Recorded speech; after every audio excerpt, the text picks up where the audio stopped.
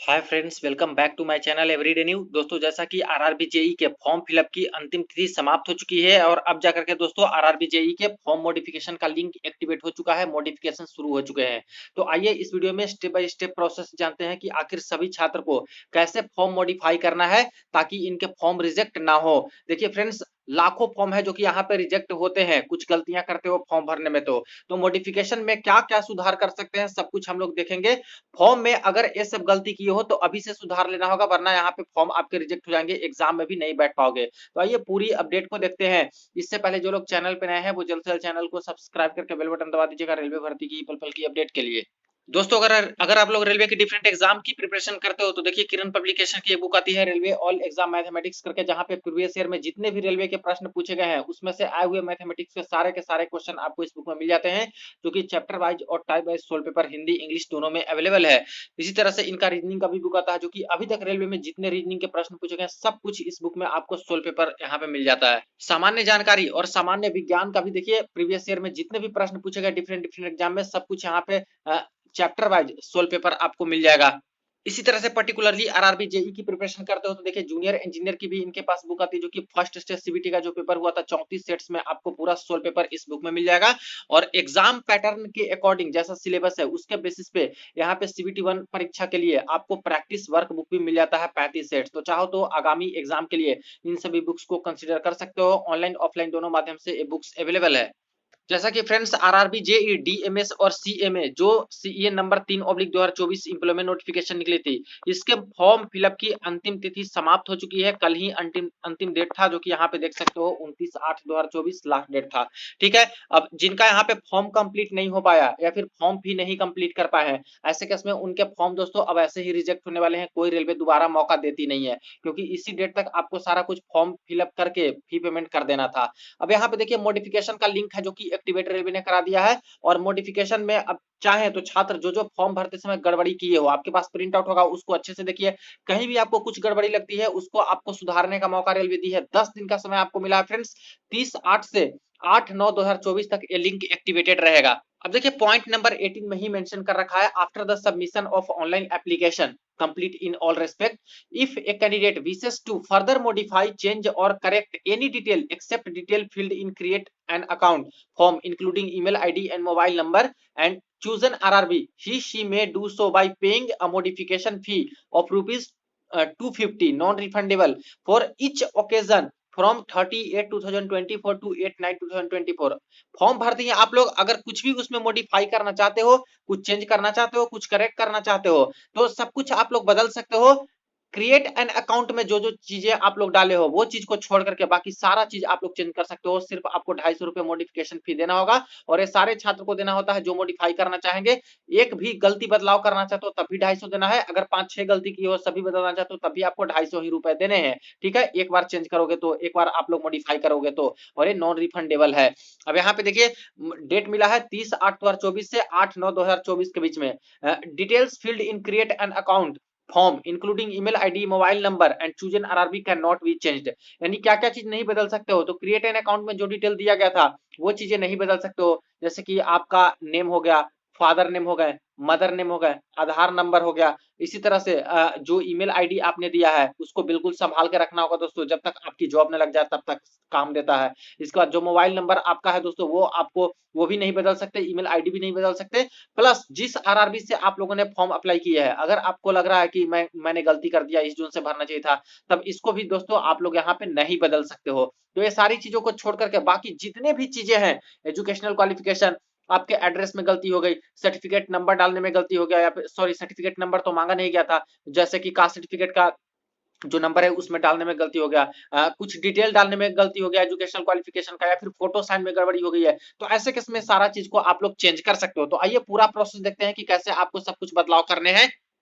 अब देखिए इसके लिए सबसे पहले आपको जो ऑफिशियल वेबसाइट है जहां से आप लोग फॉर्म आवेदन करते हो उस वेबसाइट पे आ जाना है। अप्लाई का ऑप्शन यहाँ पे नजर आएगा, इस पे आपको क्लिक करना है, और यहाँ पे ऑलरेडी हैव एन अकाउंट आपने क्रिएट किया है फॉर्म भरते समय, इस पे आपको क्लिक करके और अपना डिटेल्स दे करके दोस्तों लॉग इन कर देना है। जैसे मोबाइल नंबर ईमेल आईडी अपना डाल दीजिए, एक पासवर्ड क्रिएट किए होगे आप लोग, वो पासवर्ड आपको याद होगा, यहाँ पे डाल के एक कैप्चा कोड यहाँ पे डाल करके लॉग इन करना है। अगर कोई छात्र अपना पासवर्ड भूल चुके हैं तो पासवर्ड रिट्रीव कर सकते हैं। यहाँ पे फॉरवर्ड पासवर्ड पे क्लिक करके अपना मोबाइल नंबर ईमेल आईडी डालिएगा, डेट ऑफ बर्थ यहाँ पे आपसे मांगा जाएगा, वो डेट ऑफ बर्थ आप लोग को डाल देना है और इसके बाद कैप्चा कोड डाल के सबमिट कर दीजिएगा। तो आपके जो ऑफिशियल ईमेल आईडी है वहां पे रेलवे वाले एक पासवर्ड भेज देंगे, तो उस पासवर्ड का इस्तेमाल करके आप लोग फर्दर जो है यहाँ पे लॉगिन कर सकते हो। लॉगिन जैसे ही करते हो तो यहाँ पे इस तरह से ओपन हो जाएगा, जिसमें 3 ऑप्शन आपको दिखाई देंगे, general instructions, online application, application history. तो ये जो एप्लीकेशन हिस्ट्री है इस पे आपको क्लिक करना होगा। जितने भी फॉर्म आप लोग रेलवे के भरे हो, चाहे जेई के चाहे और भी, सबको डिटेल यहाँ पे दिखाने लगेगा। एप्लीकेशन हिस्ट्री में आने के बाद आपको डिटेल इस तरह से दिखाते रहेगा। आपने जेई का फॉर्म भरा है तो यहाँ पे सक्सेस दिखाते रहेगा और यहाँ पे एक ऑप्शन मिलेगा आपको मॉडिफाई करने का, ठीक है। तो इस जो मॉडिफाई का लिंक है इस पे आपको क्लिक कर देना होता है। मॉडिफाई पे क्लिक करने के बाद ही इस तरह से एक इन्फॉर्मेशन आपके सामने नजर आएगा। You can modify your application particular except name, अपना नेम नहीं बदल सकते, फादर नेम नहीं मॉडिफाई कर सकते, मदर नेम नहीं चेंज कर सकते, जेंडर आप लोग चेंज नहीं कर सकते, डेट ऑफ बर्थ भी नहीं चेंज कर सकते, ईमेल आईडी नहीं चेंज कर सकते, मोबाइल नंबर नहीं चेंज कर सकते till 10 days after the last date of application submit. और 10 दिन का ही समय मिला है आपको मॉडिफाई करने का। इसी बीच में आपको मॉडिफाई चेंज या फिर कुछ बदलाव करना है तो कर सकते हो। एप्लीकेशन में 250 रुपये मॉडिफिकेशन फी दे करके अगर सब कुछ मॉडिफाई कर देते हो, 250 रुपये नहीं सबमिट करते हो अंत में, तो ऐसे केस में मॉडिफिकेशन वो नहीं माना जाएगा और आपका पुराना वाला ही एप्लीकेशन रह जाएगा। इसलिए अगर आपको सक्सेसफुल मॉडिफाई करना है तो अंत में आपको 250 रुपये फी पेमेंट करना होगा। अब कई सारे छात्र का सवाल आएगा कि सर मुझे यही सारी चीज़ें में गलती हो गई है, यही सारी चीज़ को बदलाव करना है, तो क्या मैं कर सकता हूं? तो देखिए फ्रेंड्स, इसका उपाय मैं वीडियो के अंत में बताऊंगा कि कैसे ये सारी चीज़ को आप लोग चेंज कर सकते हो, या फिर कुछ गड़बड़ी हो गई है फादर नेम, नेम, स्पेलिंग या फिर जेंडर ये सब डालने में, तो कब आप लोग बदल सकते हो और क्या इसका उपाय है, ठीक है। बाकी आगे प्रोसेस अभी देख लेते हैं। तो यहाँ पे इस तरह से आएगा, I understand and I agree पे आपको क्लिक कर देना है। इसके बाद देखिए ये सारी जो बेसिक डिटेल है आप लोग बदल सकते हो, जैसे मैरिटल स्टेटस, मैरिड हो अनमैरिड हो, रिलीजन कौन सा है, मदर टंग आप लोग चाहो तो चेंज कर सकते हो, जो भी चीज़, choice of language of examination का लैंग्वेज कैसे में पेपर देखना चाहते हो, किस लैंग्वेज में, वो आप लोग चाहो तो बदल सकते हो। परमानेंट विजुअल मार्क आपका क्या है, अगर मार्क गलती डाल दिए हो कुछ तो इसमें फिर सुधार करके कर सकते हो अपना। आइडेंटिफिकेशन मार्क 2, ठीक है, तो 2 नहीं है तो एक में डालिए, एक में नॉट लिखिए या फिर नन लिखिए ऐसे करके, या फिर नो मार्क ऐसे करके लिख सकते हो, या फिर दोनों है तो दोनों आप लोग डाल दीजिए। कम्युनिटी में आप लोग चाहो तो बदलाव कर सकते हो, किन्हीं का अगर गड़बड़ी से हो गया है, एससी है और ओबीसी भरा गया है या फिर यूआर भरा गया है तो वो अपना चेंज कर सकते हैं, या फिर कुछ भी गड़बड़ी है तो अभी आप लोग सुधार सकते हो। सर्टिफिकेट का जो कास्ट का नेम होता है वो भी बदल सकते हो, सर्टिफिकेट नंबर जो होता है वो भी चेंज कर सकते हो कुछ गड़बड़ी हो गई तो। डेट ऑफ इशू, कब इशू हुआ था, इशूइंग स्टेट, किस स्टेट से इशू हुआ है, इशूइंग अथॉरिटी किसने यहाँ पे इशू किया है, फ्री ट्रेवल पास लेना चाहते हो या फिर नहीं, जैसे एससी कैंडिडेट है तो उनको फ्री ट्रेवल पास मिलता है एग्जाम देने के लिए और जाने के लिए और आने के लिए, लौटने के लिए फ्री ट्रेवल में, ठीक है। तो ऐसे किस में चाहते हो तो यस में आपको टिक लगाना होगा। इसके बाद नियरेस्ट रेलवे स्टेशन बताना होता है, कहाँ से आपकी टिकट बनेगी जो फ्री ट्रेवल पास रेलवे देगी एग्जामिनेशन के लिए। इसके बाद एससी कैंडिडेट है तो ऐसे केस में आपको डॉक्यूमेंट अपलोड करना होगा, सर्टिफिकेट एससी वाली, और एसटी कैंडिडेट है तो एसटी वालों के लिए, बाकी के लिए अपलोड करने की कोई ज़रूरत नहीं होती है, सिर्फ सर्टिफिकेट नंबर चाहिए और बाकी डिटेल चाहिए, ठीक है। तो इस सब चीज़ को आप लोग सुधार कर सकते हो। इसके बाद नेक्स्ट देखिए, यहाँ पे जो आपके एड्रेस डिटेल है वो भी बिल्कुल आप लोग सुधार कर सकते हो। तो एड्रेस में किन्हीं का गड़बड़ी हो गया है, डरिएगा मत, यहाँ पे मॉडिफिकेशन फी देकर के आप लोग सुधार कीजिए। प्रेजेंट एड्रेस में देखिए state, district address, village, city, town, pin code, जो भी चीज़ें आप लोग चेंज कर सकते हो। यहाँ पे परमानेंट एड्रेस, प्रेजेंट एड्रेस में अगर दोनों सेम है तो उसमें टिक लगा दीजिए, तो दोनों सेम आपका हो जाएगा, या फिर अलग अलग है तो अलग अलग अपना एड्रेस डाल सकते हो। और इसके बाद सब कुछ सही है तो सेव करके आपको नेक्स्ट पे क्लिक कर देना है। इसके बाद देखिए नेक्स्ट यहाँ पे एक सर्विसमैन हो या फिर नहीं हो, इसके बारे में आप लोग चाहो तो चेंज कर सकते हो तो यस टिक लगा के आगे के प्रोसेस में बढ़िए, जो जो डिटेल मांगे जा रहे हैं, नहीं हो तो नो। इसी तरह से बेंचमार्क डिजेबिलिटी है, यानी कि पीडब्ल्यूडी कैटेगरी, दिव्यांग छात्र हो या फिर नहीं हो तो ऐसे केस में यस और नो टिक लगाइए और आगे प्रोसेस में बढ़ सकते हो। ईबीसी हो आप लोग, क्या इकोनॉमिकली बैकवर्ड क्लास वाले हो, और इसका कोई बेनिफिट नहीं मिलता फ्रेंड्स आपके पोस्ट पे, यानी वैकेंसीज पे सिर्फ और सिर्फ 250 रुपये फॉर्म फी कम लगते हैं इसमें। लेकिन जो बीपीएल कार्ड होल्डर होते हैं, जैसे बिलो पॉवर्टी लाइन वाले, या फिर जिनके फैमिली इनकम सालाना सिर्फ 50,000 ही होता है, वही छात्र हैं जो कि ईबीसी में आते हैं। तो ऐसे केस वाले हो तो ईबीसी में आप लोग डिटेल डाल सकते हो, वरना नहीं है तो ऐसे इसको मत टिक लगाइएगा, नो ही रखने दीजिए, वरना दिक्कत होती है बाद में, आपको नौकरी लगी हुई नौकरी नहीं मिलती है फ्रेंड्स, अगर वहाँ पे सर्टिफिकेट नहीं दे पाओ ईबीसी वाली या फिर बीपीएल कार्ड ना दे पाओ तो ठीक है। तो इस तरह के डिटेल आप लोग ये भी चाहो तो सुधार कर सकते हो, कुछ गड़बड़ी हो गई है तो, या फिर कुछ डिटेल छूट गई है तो अभी डालना है तो डाल सकते हो। इसके बाद इंडियन रेलवे में जॉब करते हो तो नो, अगर करते हो तो यस लगाइए और इसमें डिटेल डालिए कि कौन से पोस्ट पे काम करते हो, कब आपकी ज्वाइनिंग हुई थी, सबको डिटेल पूछा जाएगा, सब डाल दीजिएगा। इसी तरह से अगर कहीं और पे जॉब करते हो तो आप लोग बता सकते हो, रेलवे को छोड़ करके कहीं और जॉब है तो इसके बारे में यस और नो ऐसे करके और उसका डिटेल आप लोग डाल सकते हो। ठीक है, इसके बाद देखिए bank detail for refund of fee. देखिए फ्रेंड्स, जो आप लोग यहाँ पे फॉर्म फी के तौर पे आपको 500 रुपए लगे हैं या फिर किन्हीं को 250 रुपए लगे हैं, तो ये जो पैसे हैं रिफंडेबल होते हैं। जैसे ही CBT 1 का पेपर दे लेते हो तो रेलवे आपके अकाउंट में पैसे वापस कर देती है। 400 रुपए यहाँ वापस करती है जिनके 500 लगे हैं, और जिनको 250 लगे हैं उनको भी 250 रुपए है जो कि वापस कर देती है। ठीक है, तो इसके लिए आपसे बैंक डिटेल मांगा जाता है कि किस बैंक में पैसे मंगाना चाहते हो। जब रिफंड चाहिए पैसे का तो वो बैंक डिटेल अपना डाल दीजिएगा, सही सही से डालिएगा, ताकि उसी अकाउंट में आपके पैसे ये लोग रिफंड कर दें एग्जाम CBT हो जाने के बाद। और जो CBT एग्जाम देने जाएंगे उन्हीं के पैसे वापस होंगे। पास फेल से कोई मतलब नहीं है, पास होते हो उनके भी पैसे लोग रिफंड कर देते हैं, फेल होते हैं उनके भी पैसे रिफंड कर देते हैं, बशर्ते कि पेपर देना है आपको। पेपर नहीं देने गए तो ऐसे केस में आपके पैसे रिफंड नहीं होते हैं। तो सारा डिटेल इसमें बदल सकते हो, कुछ गड़बड़ी हो गई हो तो या फिर नहीं डाले हो तो डाल दीजिए और सेव और नेक्स्ट पे क्लिक कर देना है आगे। इसके बाद आते हैं एजुकेशनल क्वालिफिकेशन में। तो क्वालिफिकेशन में देखिए 10th क्लास की जो डिटेल्स है वो आपको सबको डाल देना है, roll number, state, district, board, date of passing, कब पास किए थे, सारा को डिटेल सही से डाल दीजिए। अगर इसमें कुछ गड़बड़ी लगती है तो ये जो यहाँ पे पेन का मार्क है इस पर क्लिक करके आप लोग इसमें सुधार कर सकते हो, या फिर ये जो रेड वाला है रिसाइकल बिन वाला, इसको इस पर क्लिक करके पूरा डिटेल इरेज कर सकते हो और फिर से मैट्रिकुलेशन वाली डाल सकते हो। इसी तरह से यहाँ पे डिग्री इन इंजीनियरिंग इनका है, किन्हीं का डिप्लोमा होगा तो ऐसे करके अपना डिटेल डाल दीजिएगा, कुछ चीज़ें हैं तो। और यहाँ पे सब कुछ भर करके, और कुछ गलती है जहाँ पे सुधार कर सकते हो पेन वाले पे क्लिक करके, नहीं तो आगे बढ़ सकते हो। कोई एक्स्ट्रा आपके पास क्वालिफिकेशन है तो ऐसे केस में क्या कीजिए कि सिलेक्ट क्वालिफिकेशन पे आप लोग को क्लिक करना है, या फिर ये जो ऐड है इस पे क्लिक कीजिएगा तो और डिटेल आप लोग डाल सकते हो। तो एक्स्ट्रा क्वालिफिकेशन है तो एक्स्ट्रा पोस्ट आपके प्रेफरेंस में आ जाएगी। तो ऐसे करके जो भी क्वालिफिकेशन का डिटेल डालना है वो डाल सकते हो। कई छात्र बोल रहे थे कि सिर्फ मैट्रिकुलेशन का आ रहा है, बाकी डिटेल आ ही नहीं रहा है, तो देखिए ऐड पे क्लिक कीजिएगा तो आ जाएगा यहाँ पे सारा कुछ डिटेल। जैसे इसमें डाल करके ऐड पे क्लिक कीजिएगा तो यहाँ पे ये भी ऐड हो जाएगा। फिर और एजुकेशनल क्वालिफिकेशन जितने हैं ऐसे ऐड करके बदल सकते हो, चेंज कर सकते हो इसमें भी। और इसके बाद नेक्स्ट पे आपको क्लिक कर देना है।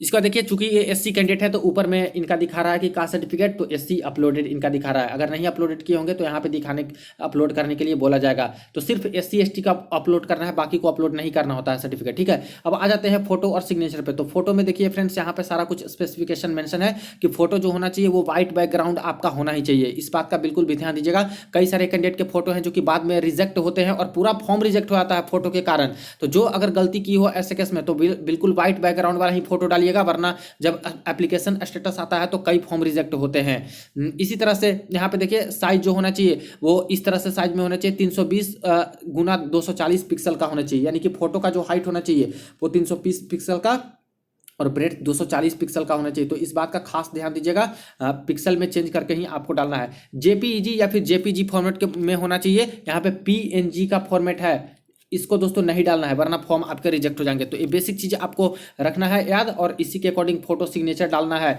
सबसे ज़्यादा जो फॉर्म रिजेक्ट होने का कारण होता है फ्रेंड्स वो गलत साइन और गलत फोटो की वजह से ही रिजेक्ट मैक्सिमम होते हैं। तो इसको सीरियसली लेकर के अच्छा फोटो और सिग्नेचर जैसे रेलवे बोल रही है इसी के स्पेसिफिकेशन के अकॉर्डिंग आपको अपलोड करना है।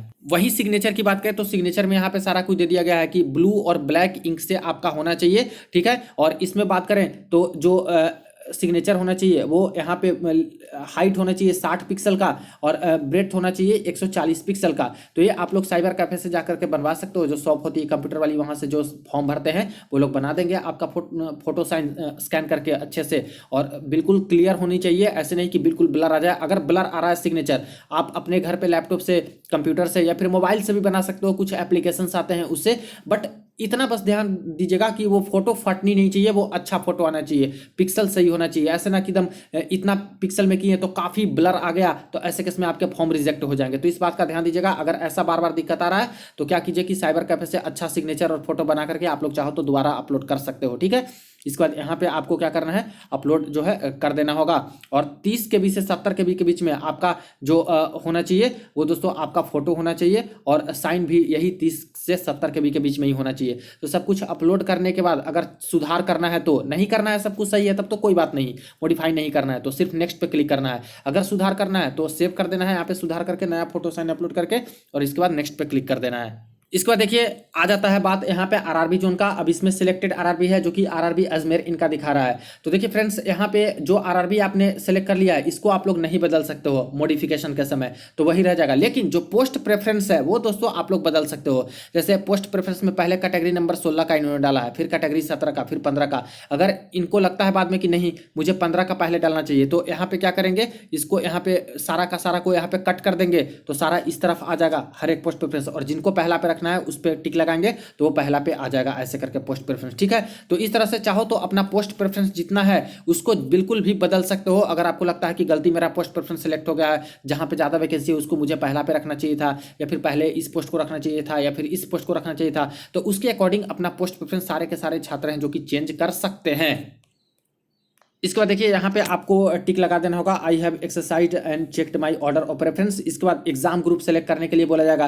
तो एग्जाम ग्रुप सेलेक्ट करने के लिए जैसे यहाँ पे मैकेनिकल से भरे हैं तो मैकेनिकल एंड एलाइड वाले सेलेक्ट करेंगे। इस तरह से सिविल एंड एलाइड होता है तो सिविल से भरेंगे वो सिविल एंड एलाइड। इस तरह से इलेक्ट्रिकल से भरेंगे तो इलेक्ट्रिकल एंड एलाइड ग्रुप। ऐसे करके जो ग्रुप्स दिए गए हैं एग्जाम्स के क्वालिफिकेशन के बेसिस पे वो नोटिफिकेशन देखिएगा और उसके अकॉर्डिंग एग्जाम ग्रुप आपको यहाँ पे सेलेक्ट कर लेना है। इसके बाद यहाँ पे टिक लगा देना है। इसके बाद यहाँ पे और जहाँ से आप फॉर्म भर रहे हो, ठीक है, कोई मान लेते हैं भर रहे हैं जैसे किसी भी स्टेट से और या फिर किसी भी शहर से, न्यू दिल्ली से या फिर लखनऊ से कहीं से, तो उसका नाम यहाँ पे आपको डाल देना है। और इसके बाद आपको क्या करना है, ये जो सेव है इस सेव पे क्लिक कर देना होता है। ठीक है, और प्रीव्यू एप्लीकेशन है, प्रीव्यू आप लोग कर सकते हो, देख सकते हो कि आपने जो जो सुधार किए हैं वो कैसा अभी दिख रहा है, तो प्रीव्यू करके आप लोग देख सकते हो। ठीक है, प्रीव्यू करने के बाद आपसे यहाँ पे ओटीपी वेरिफिकेशन मांगा जाएगा।